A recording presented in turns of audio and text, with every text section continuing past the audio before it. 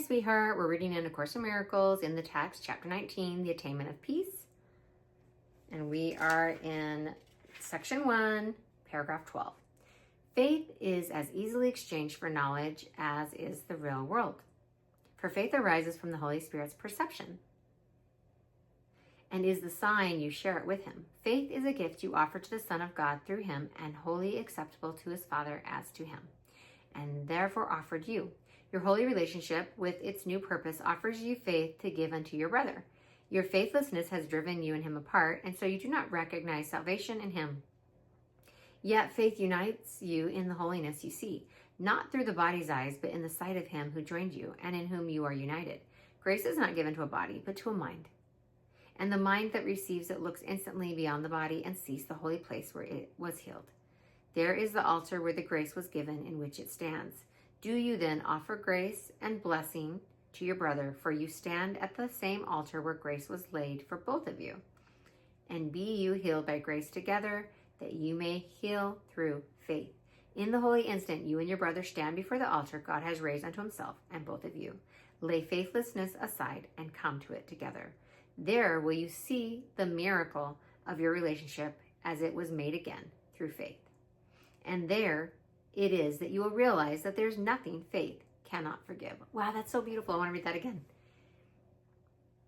There it is that you will realize that there is nothing faith cannot forgive. Wow. No error interferes with its calm sight, which brings the miracle of healing with equal ease to all of them. For what the messengers of love are sent to do, they do, returning the glad tidings that it was done to you and your brother who stand together before the altar from which they were sent forth. It's so beautiful. As faithlessness will keep your little kingdoms barren and separate, so will faith help the Holy Spirit prepare the ground for the most holy garden that he would make of it. For faith brings peace, and so it calls on truth to enter and make lovely what has already been prepared for loveliness. Truth follows faith and peace, completing the process of making lovely that they begin. For faith is still a learning goal, no longer needed when the lesson has been learned, yet truth will stay forever. So beautiful. I love it. So faith is something that fills in the gap between belief and knowing. I love that it says, faithlessness keeps our kingdoms barren and separate, but the Holy Spirit prepares the ground for the most holy garden and calls on truth to enter and make lovely what has already been prepared for loveliness. Wow, it's so beautiful.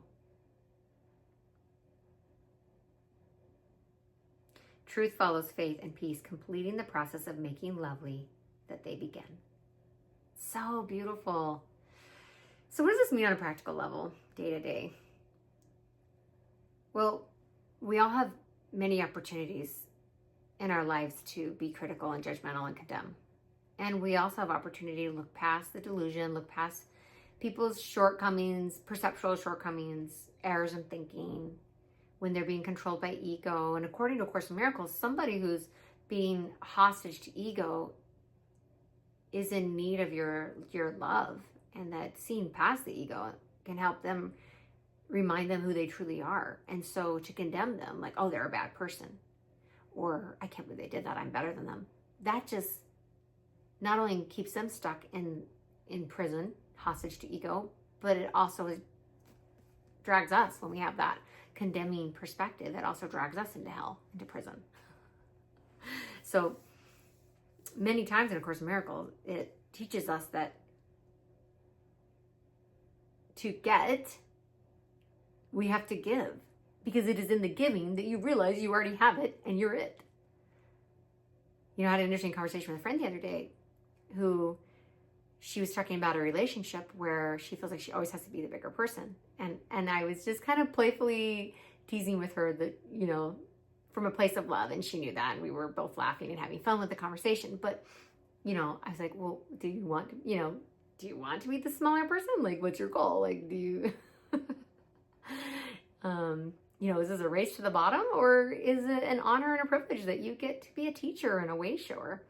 You know, of course, when she looked at it that way, you know, she acknowledged it's not that she wanted to be the smaller person. not that the other person was small, but these are perceptions when we feel like, oh, like it's almost like, well, they get to roll around in the mud and eat dirt. Why don't I get to roll around in the mud and eat dirt? And it's like, well, you can if you want to. Do you want to? I'm guessing you don't. I'm guessing you'd rather not climb into the mud and wallow in it and eat the dirt. I'm guessing you'd rather stay in your sanity and invite others to come out of the mud if and when they're willing. Not forcing or compelling, but standing in your light as an example, as a way shower that, hey, you don't have to roll around in the mud and eat dirt. That's it. It's not like we should feel bad that we don't get to roll around in the mud and eat dirt. Because you can if you want to, but if you're being honest, you don't. You're done with that. So from that perspective, we had a little laugh like, yeah, it's okay. We can go become hostage to ego if we really want to, but we don't want to. I don't want to. And I know you don't want to. That's why you're here. You're ready to be a way shower. So we get to let go of that victim mindset of, why do I have to be the bigger person? You know, why can't I roll around in the mud and eat dirt? Huh? Because you're done with that. I'll speak for myself. I've rolled around in the mud and eaten lots of dirt, and I just don't want to anymore. It's that simple. Doesn't make me better than anybody.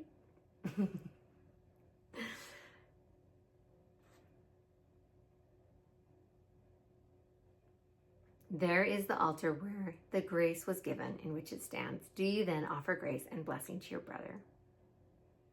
Sure. Let's do that today. I love you. Thanks for being here. See you soon.